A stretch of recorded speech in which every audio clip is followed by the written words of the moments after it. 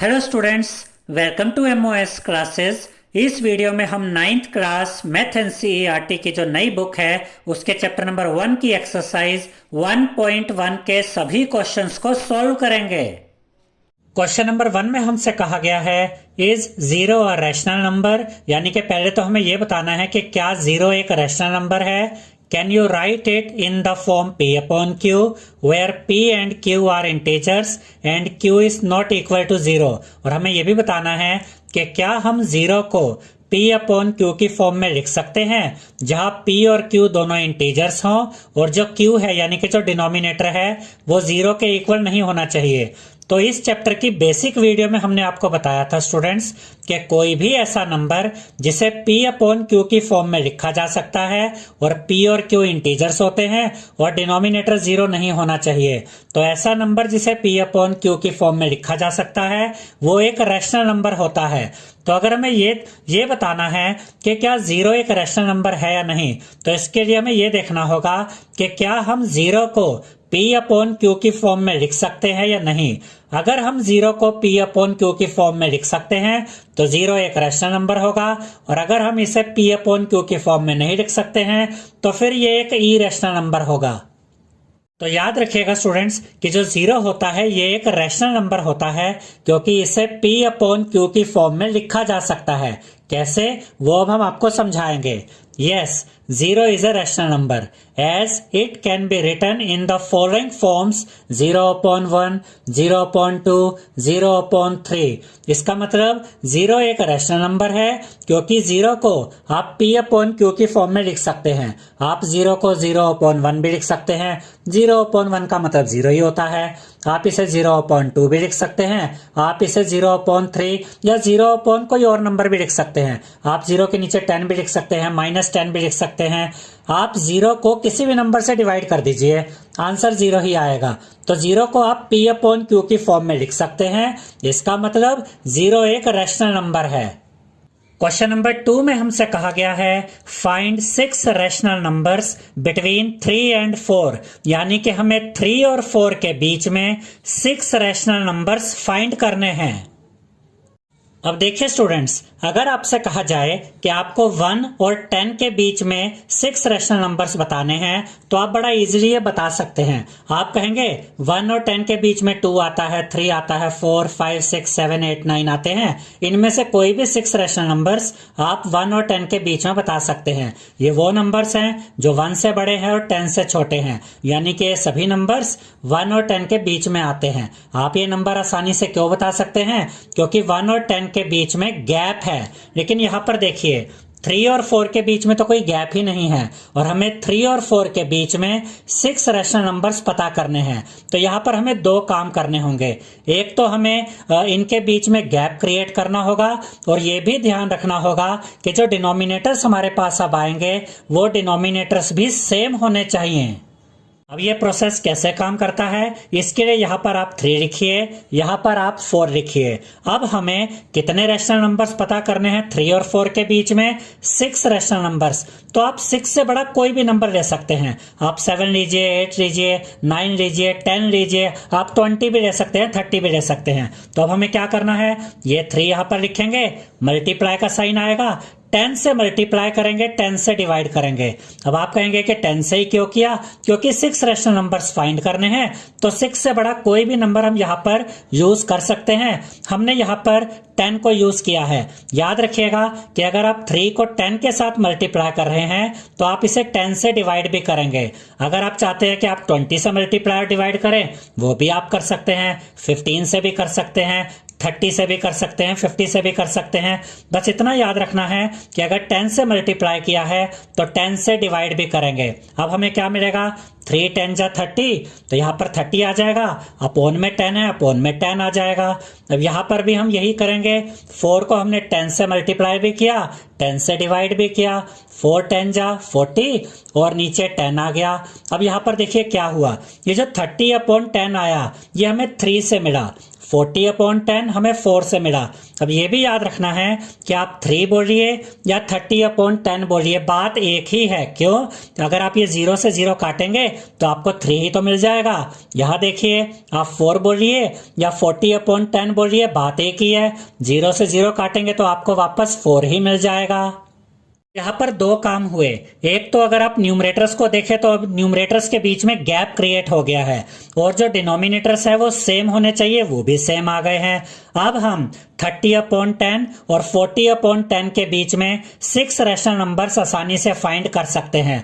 और जब हम ये कह रहे हैं कि हम 30/10 और 40/10 के बीच में 6 रैशनल नंबर्स फाइंड करेंगे, तो इसका यही मतलब है कि हम 3 और 4 के बीच में ये रैशनल नंबर्स फाइंड करेंगे, क्योंकि 30/10 और कुछ नहीं 3 ही है, और 40/10 और कुछ नहीं 4 ही है। तो यहां पर हम लिखेंगे 6 रैशनल नंबर्स बिटवीन 3, ब्रैकेट में लिखेंगे 30/10, क्योंकि 30/10 हमें 3 से ही मिला और इन दोनों का एक ही मतलब है।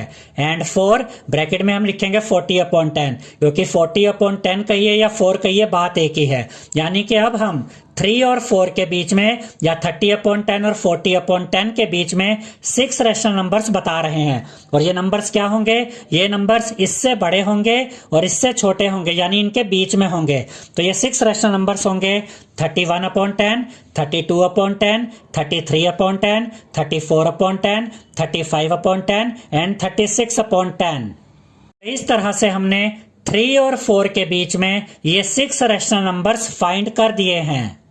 इस क्वेश्चन में ये भी याद रखिएगा स्टूडेंट्स कि अलग अलग स्टूडेंट्स का इस तरह के क्वेश्चन में अलग अलग आंसर आ सकता है। जैसे यहाँ पर हमने 10 से मल्टीप्लाई और डिवाइड किया, हो सकता है कोई बच्चा यहाँ 20 यूज कर ले, 15 यूज कर ले, 100 यूज कर ले, तो आंसर अलग अलग आ सकते हैं, लेकिन आपके आंसर सही होंगे।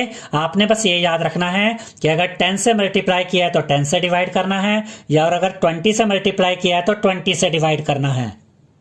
क्वेश्चन नंबर 3 में हमसे कहा गया है find 5 rational numbers between 3/5 and 4/5, यानी कि हमें इन दोनों नंबर्स के बीच में 3/5 और 4/5 के बीच में 5 रैशनल नंबर्स फाइंड करने हैं।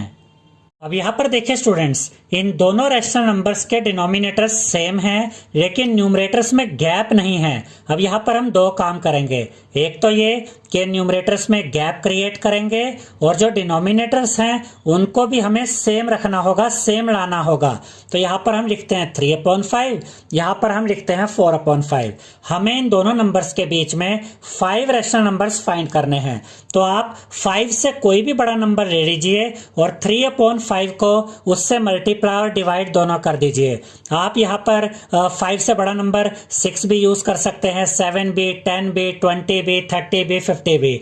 बस इतना याद रखना है कि अगर यहाँ पर आपने 10 से मल्टीप्लाई किया है तो 10 से ही डिवाइड करेंगे, 20 से मल्टीप्लाई किया है तो 20 से डिवाइड करेंगे। अब यहाँ पर हमने 3/5 को मल्टीप्लाई किया 10 से और डिवाइड भी 10 से किया। 3 10 जा 30 होता है, तो यहाँ न्यूमरेटर में आएगा 30। अपोन में देखिए 5 10 जा 50 होता है, तो अपोन में आ गया 50। तो यहाँ पर हमें मिला 30/50। अब ये जो 30/50 आया, ये और कुछ नहीं 3/5 ही है। कैसे? अगर आप 0 से 0 काटेंगे तो आपको 3/5 ही मिल जाएगा। तो आप 3/5 कहिए या 30/50 कहिए, बात तो एक ही है। और ये जो 4/5 है, इसको आप यहाँ पर लिखिए, इसे मल्टीप्लाई कीजिए 10 से, डिवाइड कीजिए 10 से। अब इससे क्या होगा? 4 10 जा 40, न्यूमरेटर में 40 आ गया। अपोन में क्या आएगा? 5 10 जा 50, अपोन में 50 आ गया। अब हमें दो काम करने थे। न्यूमरेटर में गैप क्रिएट करना था, वो भी हमने कर दिया। डिनोमिनेटर सेम आने चाहिए थे, वो भी आ गए। अब देखिए 30 और 40 में इतना गैप है कि हम यहाँ पर इन दोनों नंबर्स के बीच में 5 रैशनल नंबर्स अब आसानी से फाइंड कर सकते हैं। तो यहाँ पर हम लिखेंगे 5 रैशनल नंबर्स बिटवीन 3/5, ब्रैकेट में हम लिखेंगे 30/50 एंड 4/5, ब्रैकेट में हम लिखेंगे 40/50 r। देखिए 3/5 कहिए या 30/50 कहिए, बात एक ही है। ऐसे ही 4/5 कहिए या 40/50 कहिए, बात एक ही है। 0 से 0 काटेंगे तो 4/5 ही मिलेगा। हमें 3/5 और 4/5 के बीच में 5 रैशनल नंबर्स फाइंड करने थे। यहां हम क्या कर रहे हैं, हम इन दोनों नंबर्स के बीच में यानी 30/50 और 40/50 के बीच में ये 5 रैशनल नंबर्स फाइंड कर रहे हैं। तो हम ये कह सकते हैं कि हम 30/50 और 40/50 के बीच में जो 5 रैशनल नंबर्स फाइंड कर रहे हैं, ये 5 रैशनल नंबर्स 3/5 और 4/5 के बीच के ही रैशनल नंबर्स हैं। तो यहां पर वो 5 रैशनल नंबर्स कौन से होंगे, इससे बड़े और इससे छोटे। यानी ये जो 5 रैशनल नंबर्स हैं वो 30/50 से तो बड़े होने चाहिए और 40/50 से छोटे होने चाहिए। तो वो नंबर्स होंगे 31/50, 32/50, 33/50, 34/50, 35/50। यानी ये पांचों रैशनल नंबर्स इससे बड़े हैं और इससे छोटे हैं, यानी इन दोनों के बीच में हैं। तो 3/5 और 4/5 के बीच में हमने ये 5 रैशनल नंबर्स फाइंड कर लिए हैं। क्वेश्चन नंबर 4 में हमसे कहा गया है, state whether the following statements are true और false, give reasons for your answers. इसका ये मतलब है स्टूडेंट्स कि इस क्वेश्चन में हमें कुछ स्टेटमेंट्स दी गई हैं और हमें ये बताना है कि उनमें से कौन सी स्टेटमेंट ट्रू है और कौन सी स्टेटमेंट फॉल्स है। यानी कौन सी स्टेटमेंट सही है और कौन सी स्टेटमेंट गलत है, और जो हम आंसर देंगे हमें उस आंसर का रीजन भी बताना है। तो फर्स्ट पार्ट में हमसे कहा गया है, every natural number is a whole number, यानी कि हर नेचुरल नंबर होल नंबर भी होता है। तो ये जो स्टेटमेंट है बिल्कुल सही है। तो यहां पर हम लिखेंगे true, as every natural number lies in the collection of whole numbers. यानी कि ये जो स्टेटमेंट है कि हर नेचुरल नंबर एक होल नंबर भी होता है, ये स्टेटमेंट ट्रू है, बिल्कुल सही है, क्योंकि सभी नेचुरल नंबर्स होल नंबर्स में भी आते हैं। कैसे, यहां पर हम देखते हैं। ये है नेचुरल नंबर्स। नेचुरल नंबर कहां से स्टार्ट होते हैं, 1 से। 1 2 3 4 5 6 7 8 और ये इनफाइनाइट तक होते हैं, इनका कोई एंड नहीं है। तो ये तो हुए नेचुरल नंबर्स। अब हम देखते हैं whole numbers. Whole number start होते हैं 0 से। 0 1 2 3 4 5 6, इनका भी कोई एंड नहीं होता, इनफाइनाइट तक होते हैं। अब ध्यान से देखिए स्टूडेंट्स, आप कोई भी नेचुरल नंबर ले लीजिए, 1 2 3 4 5 6 या आगे के, वो सभी नेचुरल नंबर्स होल नंबर्स में भी आ रहे हैं। यानी कि सभी नेचुरल नंबर्स होल नंबर्स भी होते हैं। तो ये जो स्टेटमेंट है ये ट्रू है, इसीलिए यहां पर हमने लिखा ट्रू। इसके बाद सेकंड स्टेटमेंट में हमसे कहा गया है, every integer is a whole number, यानी कि सभी इंटीजर्स होल नंबर भी होते हैं। अब देखिए स्टूडेंट्स, इंटीजर्स में हम कुछ एग्जांपल लेते हैं। 0 भी इंटीजर है, 1 भी इंटीजर है, 2 3 4 5, ये सभी पॉजिटिव इंटीजर्स होल नंबर्स भी होते हैं। क्योंकि अगर आप 1 कहे तो 1 इंटीजर भी है, 1 होल नंबर भी है, 5 इंटीजर भी है, 5 होल नंबर भी है। लेकिन अगर हम नेगेटिव इंटीजर्स की बात करें तो वो इंटीजर्स तो होते हैं लेकिन होल नंबर नहीं होते। तो यहां पर हम लिखेंगे फॉल्स, यानी कि ये स्टेटमेंट गलत है कि हर इंटीजर होल नंबर भी होता है। तो यहां पर हमने लिखा फॉल्स और इसका रीजन हम लिखेंगे as -5 is an integer but it is not a whole number. यानी कि -5 एक इंटीजर तो है लेकिन -5 एक होल नंबर नहीं है। तो अब हम ये कह सकते हैं कि सभी इंटीजर्स होल नंबर नहीं होते। ये स्टेटमेंट गलत है, इसलिए यहां पर हमने लिखा फॉल्स। इसके बाद थर्ड स्टेटमेंट है, every rational number is a whole number, यानी कि सभी रैशनल नंबर्स होल नंबर्स भी होते हैं। तो याद रखिएगा स्टूडेंट्स कि कुछ रैशनल नंबर्स होल नंबर्स होते हैं लेकिन सभी रैशनल नंबर्स होल नंबर नहीं होते। ये स्टेटमेंट गलत है। तो यहां पर हम लिखेंगे फॉल्स और इसका रीजन हम देंगे as 1/2 is a rational number but not a whole number. यानी कि ये स्टेटमेंट जिसमें हमसे ये कहा गया है कि सभी रैशनल नंबर्स होल नंबर भी होते हैं, ये एक गलत स्टेटमेंट है, इसलिए यहां पर हमने लिखा फॉल्स और इसका रीजन हमने लिखा कि जो 1/2 है ये एक रैशनल नंबर तो है लेकिन ये होल नंबर नहीं है। अब ऐसा कैसे हो सकता है, हम 1/2 को जरा सोल्व करके देखते हैं। 1/2 को अगर आप सोल्व करेंगे तो आप 1 को डिवाइड करेंगे 2 से, तो आप यहाँ पर 1 लिखेंगे, यहाँ 2 लिखेंगे। 1 तो 2 से छोटा है तो यहाँ पर डेसिमल आएगा, डेसिमल आते यहाँ 0 आ जाएगा। अब ये 10 बन गया, 2 5 जा 10 होता है। अब देखिए ये पूरा कट गया, तो 1/2 को जब हमने सोल्व किया तो हमें मिला 0.5। अब 0.5 होल नंबर तो नहीं है, ये तो डेसिमल नंबर है। ठीक है स्टूडेंट्स, तो यहां हमने क्या प्रूव कर दिया कि जो 1/2 है ये रैशनल नंबर तो है लेकिन ये होल नंबर नहीं है।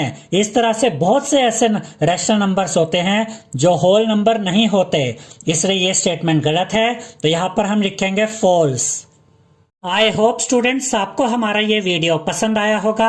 अगर आपको हमारा ये वीडियो पसंद आया है तो इस वीडियो को लाइक करें, शेयर करें, हमारे चैनल को सब्सक्राइब करें और बेल आइकन बटन जरूर दबाएं जिससे हमारी हर नई वीडियो का नोटिफिकेशन आपको मिलता रहे।